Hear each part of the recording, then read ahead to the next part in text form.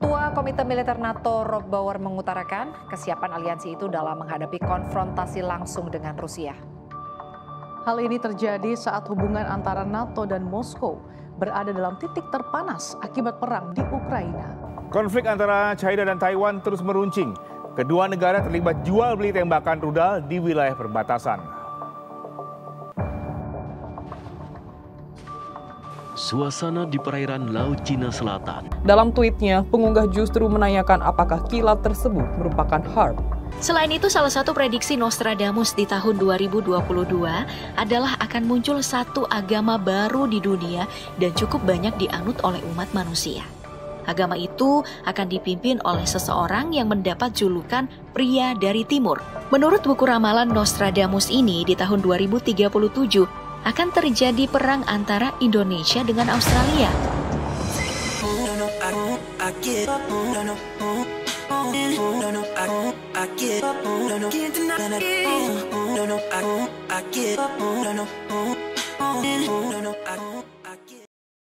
Oke, kita bertemu lagi dalam diskusi channel Berani Mikir.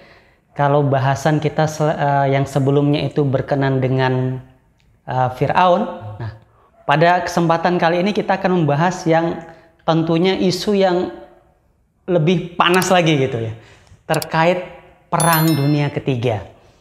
Kalau saya searching di YouTube itu, jadi begitu banyak berita terkait ramalan-ramalan pecahnya Perang Dunia Ketiga. Yang sedang ngetren itu dibahas adalah terkait ramalan Nostradamus. Di mana Nostradamus ini memang seorang peramal yang berasal dari Prancis, dan ternyata apa yang menjadi nubuatannya itu banyak yang tergenapi, banyak yang terjadi. Nah, sama-sama kita ketahui kalau di era modern ini kita sudah menghadapi Perang Dunia Pertama, kemudian Perang Dunia Kedua, ya terakhir di bulan September tahun 1945, kemudian sekarang kita sudah masuk ke tahun 2023. Berarti kan jaraknya kurang lebih sudah 80 tahun lebih. Nah, artinya saya membaca bahwa ternyata sejarah manusia itu tidak dipisahkan dari peperangan itu sendiri. Nah, apa yang melatar belakangi manusia itu berperang? Kenapa kok tidak berdamai saja? Menurut Bung Ganendra bagaimana ini? Ya, oke Bung Abdiraya ya, sangat menarik sekali ya bahwa dalam sejarah peradaban manusia ya, dalam sejarah perpolitikan ya dunia, bahwa kita melihat di dalam catatan sejarah terjadinya perang itu tidak hanya 1-2 kali ya, bahkan sesuatu yang sangat dibenci manusia tetapi sering dilakukan, yaitu perang. Nah, terkait dengan akan terjadinya perang ya, ini terkait dengan hegemoni tentunya ya. Artinya bahwa kekuasaan ya, apabila sudah ada tandingannya ya, dalam hal ini kekuatan barat yang sudah bertahan cukup lama, hari ini dominasinya sudah mulai perlahan-lahan mulai meredup ya, artinya ada kompetitor baru yang tentu saja hari ini sudah sama-sama kita tahu ya, dari pada kelompok timur ya, jadi dari geng Cina ya kan, bisa kita lihat Rusia, Iran ya, Korea Utara hari ini menjadi sparring partner ya bagi kekuatan barat, bagi hegemoni barat. Nah, tentunya munculnya perang ini ya banyak hal dan banyak faktor ya. Jadi faktor ingin menguasai ya, ingin menjadi penguasa tunggal yang menyebabkan manusia ini tidak bisa berdamai ya. Kalau kita lihat di dalam sejarah ya, yang terdekat saja ya, pada saat Perang Dunia Kedua ya, dimulai dari tahun 1939 ya, di tanggal 1 September sampai periode tahun di September 1945 ya, itu kurang lebih kurun waktunya 6 tahun ya terjadi perang. Belum lagi Perang Dunia Pertama ya, tahun 1914 sampai 1918, 4 tahun. Nah, artinya manusia memiliki kecenderungan untuk suka berperang. Nah, di dalam sejarah apa sih yang menjadi penyebab perang tadi? Ya, kalau kita lihat di dalam sejarah bangsa-bangsa, jadi kekuasaan ini menjadi harga mati ya, artinya baik barat maupun timur ya. Kalau dulu ada suatu imperium besar ya, sebelum sekarang ya, barat dan timur artinya Romawi dan Persia pada era zaman dulu ya, pada era zaman Rasulullah Muhammad misalkan ya, di tahun 614 Masehi, di situ juga ada peperangan ya antara Romawi Persia. Tidak itu juga ya kan, tidak di tahun itu juga, ada juga sebelumnya, ada sejarah ya pergumulan barat dan timur ya, ideologi barat dan ideologi timur ini juga terjadi peperangan ya pada tahun 92 sebelum Masehi ya, pada era Nabi Isa itu juga terjadi perang. Artinya perang ini sudah berlangsung sejak lama dan intinya adalah kekuasaan tertinggi yang tidak dimaui oleh negara adidaya ya. Jadi menjadi kompetitor ini yang selalu menarik ya, karena di dalam kehidupan ini selalu ada kontrapolasi ya, selalu ada binary opposition ya, artinya ada dua hal yang memiliki warna ya, yang selalu berhadapan-hadapan, yang membuat peradaban itu bisa berjalan ya. Artinya ada semacam orkestrasi. Nah, jadi sepanjang sejarah bisa kita saksikan seperti itu kira-kira ya, jadi terkait dengan kekuasaan tentunya. Ya, jadi kalau berbicara isu terkait perang ya, saya teringat dulu sempat beberapa tahun yang lalu viral, saya sebut saja Anies Baswedan waktu itu dia update status, kemudian di situ diperlihatkanlah dia sedang membaca buku. Ya, bukunya berjudul bagaimana ya demokrasi itu mati. How Democracy ya. Iya. Kemudian dari situ terjadi polemik juga ya, dan ini juga menjadi topik pembicaraan yang trending juga. Karena berkenaan dengan perang dunia ini kan tentunya tidak terlepas dari tadi kalau sudah disampaikan bagaimana terkait superioritas, kemudian hegemoni, dan bisa jadi ini juga berbicara terkait ideologi gitu ya. Kalau saya mengutip ya teori dari seorang ilmuwan politik Samuel Huntington, di situ pada tahun 96 dia sudah mengeluarkan teorinya bahwa dalam teorinya Clash of Civilization mengatakan bahwa terjadinya benturan peradaban dan termasuk perang itu sendiri ada dua hal, yaitu bagaimana ada benturan budaya dan agama di situ. Dan kita bisa melihat memang bagaimana ketika Amerika itu menginvasi baik Irak dan Suriah, waktu itu memang yang ditampilkan adalah seolah-olah ini berbicara berkenaan dengan agama ya. Ada istilah terorisme di situ mulai berkembang, tetapi sepertinya kalau kita lihat di zaman ini ya, bagaimana Amerika dengan Tiongkok, isu terkait agama itu kurang kuat ya, kurang santer. Yang menjadi penyebab adalah diawali dengan perang dagang, artinya perang ekonomi ya, nation interest. Jadi memang semua negara hari ini memperjuangkan apa yang menjadi kepentingannya masing-masing. Semua negara berpikir bagaimana untuk menyelamatkan bangsa dan negaranya, rakyatnya. Bahkan Ukraina saja, maksud saya Rusia, kenapa Rusia itu juga akhirnya berperang dengan Ukraina, di situ juga Rusia mengatakan ya kami juga harus menyelamatkan rakyat kami, negara kami. Demikian juga sebaliknya. Nah, jadi yang ingin saya tanyakan, selain tadi sudah dijelaskan ya, apa yang menjadi penyebab perang itu. Nah, kira-kira ini, kalau Bung Ganendra ini kan pasti juga sudah mendengar ya terkait apa yang menjadi nubuatan Nostradamus gitu.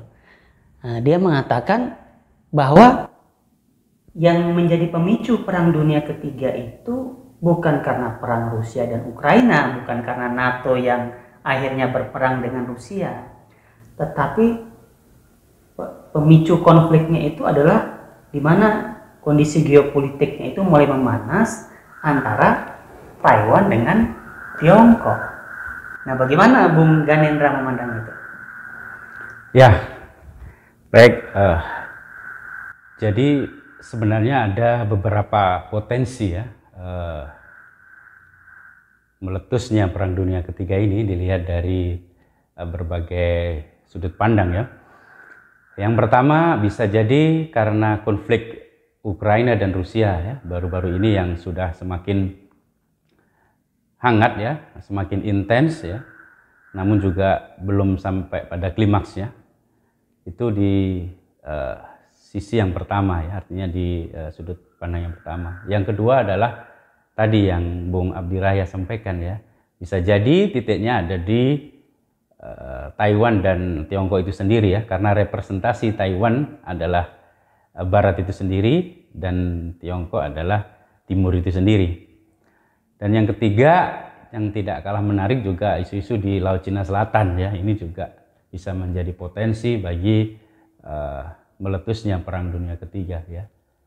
Jadi rangkaian-rangkaian kemungkinan bisa saja terjadi ya, karena sesungguhnya perang itu ya kalau sudah persiapannya sudah sampai pada puncaknya ya, hari ini negara-negara maju sudah mempersiapkan logistiknya ya kan, dan lain sebagainya. Bahkan kalau dari sisi perang hari ini itu tidak hanya menggunakan senjata pemusnah massal nuklir ya, tidak hanya itu ya, tetapi juga memerankan senjata-senjata yang lain ya, bisa menggunakan kimia ya kan, biologi melalui virus, bisa juga menggunakan teknologi yang sudah lama ya, yang baru-baru ini sangat viral ya, dengan kasus dengan terjadinya gempa bumi di Turki baru-baru ini ya, tentang teknologi HAARP ya, high frequency active aurora research program ya, atau yang disingkat HAARP ya. Teknologi itu ya bagaimana dia mempengaruhi cuaca ionosfer ya, kemudian mempengaruhi adanya gempa, dan ini juga sangat berbahaya bila itu terjadi. Itu banyak hal ya yang terjadi.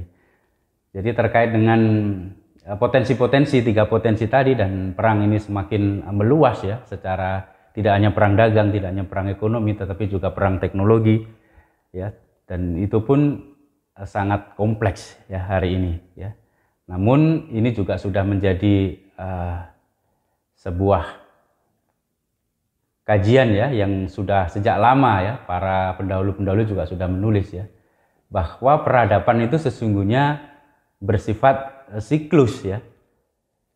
Jadi kalau kata Ibnu Khaldun itu, di dunia ini tidak ada sesuatu yang baru, tidak ada. Yang ada hanyalah pengulangan demi pengulangan. Ya, artinya sesuatu yang ada hari ini sesungguhnya sudah pernah ada di masa lalu, dan kejadian yang akan terjadi di masa ini sesungguhnya bisa saja ya sudah terjadi di masa lalu, hanyalah pengulangan. Oke, seperti itu.